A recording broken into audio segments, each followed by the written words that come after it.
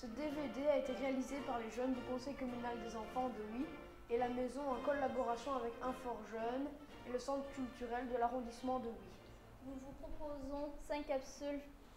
Le fédéral, les régions, l'Europe, un historique du vote et le vote en pratique. Le 25 mai 2014, nous allons aller voter afin de choisir nos représentants au niveau fédéral, régional et européen. Un acte important car il nous permet de devenir des cracks, c'est-à-dire des citoyens responsables, actifs et solidaires. Grâce à ces capsules vidéo, nous allons vous expliquer le fonctionnement des élections à venir. Dis, j'ai pas tout compris à ce que tu as dit. Tu as parlé de représentants, de fédéral, etc. C'est quoi au juste? Effectivement, j'ai parlé de représentants car la Belgique est une démocratie représentative et parlementaire. Démocratie parce que le pouvoir n'appartient pas à une seule personne, mais au peuple. Et représentative car le peuple n'exerce pas le pouvoir directement, mais via l'intermédiaire de représentants, c'est-à-dire des personnes que l'on va choisir aux élections et qui représenteront nos idées. Enfin, parlementaire, car les élus du peuple siègent au Parlement. Le travail de ces représentants sera d'élaborer, de discuter, modifier et voter des lois. C'est ce que l'on appelle le pouvoir législatif. Selon le niveau de pouvoir, on parlera de loi, de décret ou d'ordonnance. Notre pouvoir, c'est quoi ça? Nous allons y parvenir, pas d'inquiétude. La Belgique est organisée en différents niveaux de pouvoir. Le fédéral, le régional, communautaire, provincial et communal. C'est la Constitution qui règle l'organisation de ces différents pouvoirs. L'État fédéral couvre l'ensemble du territoire belge. Il est composé par le roi, le Parlement et le gouvernement. Les compétences de l'État fédéral touchent à ce qui concerne l'intérêt général du pays, comme par exemple les finances, la justice, la sécurité sociale, l'armée, la police, les affaires étrangères, etc. Le mot compétence est utilisé ici comme un synonyme de matière, secteur ou domaine d'action politique. Lorsque l'on dit qu'un ministre est compétent en matière d'environnement, cela veut dire qu'il s'occupe de ce département. Le maintien de ces importantes compétences au niveau fédéral garantit la solidarité entre tous les habitants du pays. Chacun conserve ainsi les mêmes droits. En Belgique, il existe 3 régions, la région wallonne, la région flamande et la région Bruxelles-Capitale. Comme pour le fédéral, les régions et communautés disposent d'un parlement et d'un gouvernement. Elles ont des compétences qui leur sont propres. Voici quelques exemples de compétences régionales. Économie, aménagement du territoire, protection de l'environnement, Logement, politique de l'énergie, politique de l'emploi, travaux publics, transport, financement des communes et provinces. La Belgique fédérale comprend 3 communautés. La communauté française, la communauté flamande et la communauté germanophone. L'existence de ces collectivités est basée sur la notion de langue. En effet, en Belgique, nous parlons 3 langues, le français, le néerlandais et l'allemand. Les compétences des communautés sont en lien avec les particularités linguistiques et culturelles. Par exemple, la culture, la jeunesse, l'enseignement, etc. L'Europe. Avant toute chose, il ne faut pas confondre le continent européen, qui compte une 50aine de pays, l'Union européenne, une organisation regroupant 28 pays, unis pour travailler ensemble sur des questions politiques, économiques et humanitaires, et la zone euro, 18 pays qui ont adopté une monnaie commune, l'euro. Voici quelques exemples de décisions politiques prises par l'Union européenne. Celle-ci vise à améliorer notre quotidien. Nous pouvons voyager d'un pays à l'autre sans avoir besoin de passeport ni de changer de monnaie, à condition de rester dans la zone euro.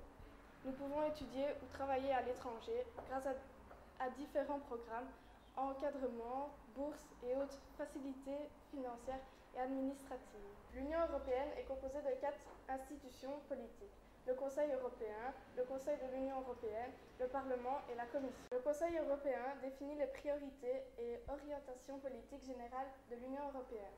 Le Conseil de l'Union européenne est divisé en plusieurs conseils qui s'occupent chacun d'un secteur spécifique, compétences, exemple affaires générales, agriculture, justice, etc. Le Parlement européen partage le pouvoir législatif avec le Conseil de l'Union européenne.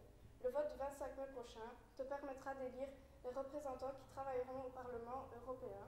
On les appelle les eurodéputés. Par contre, il n'y a pas de vote direct pour désigner les représentants des autres organes de l'Union européenne. La Commission européenne est l'organe exécutif de l'Union européenne.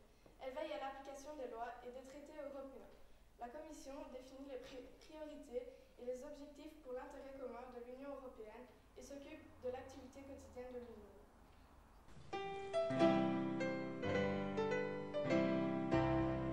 L'historique du vote. Aujourd'hui, nous connaissons le suffrage universel, pur et simple, qui permet aux femmes et aux hommes de plus de 18 ans de disposer chacun d'une voix.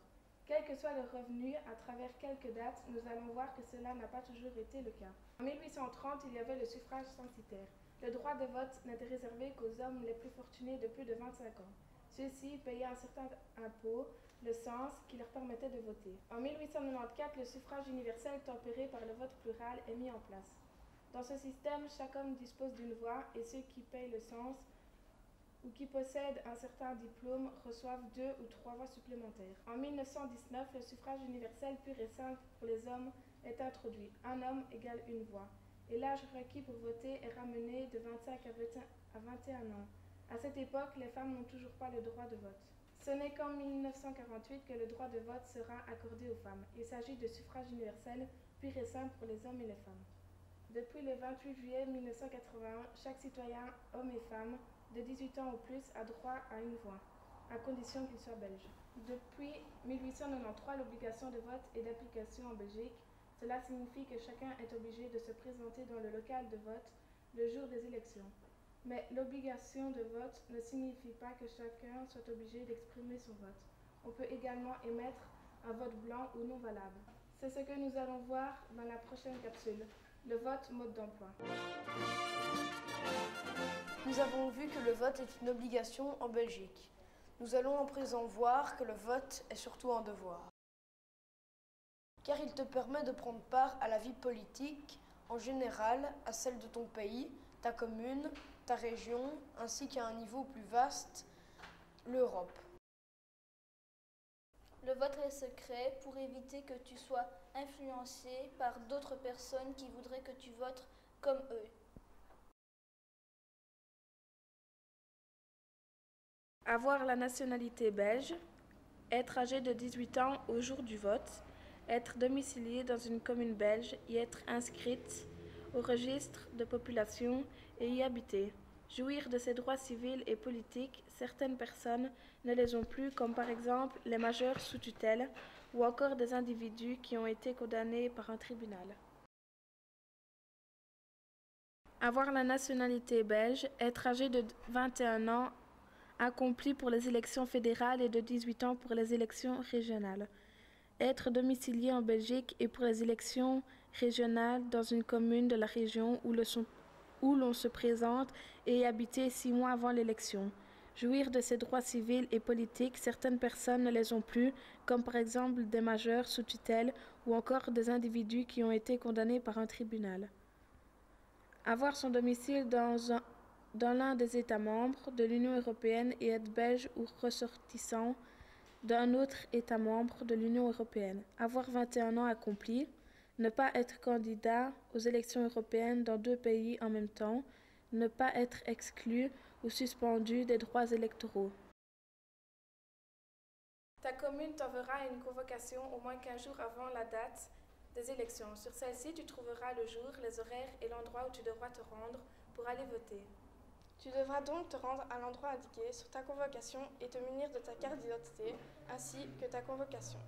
Tu recevras ensuite plusieurs bulletins de vote, Europe, région et fédérale, ou une carte magnétique si ta commune utilise le vote électronique.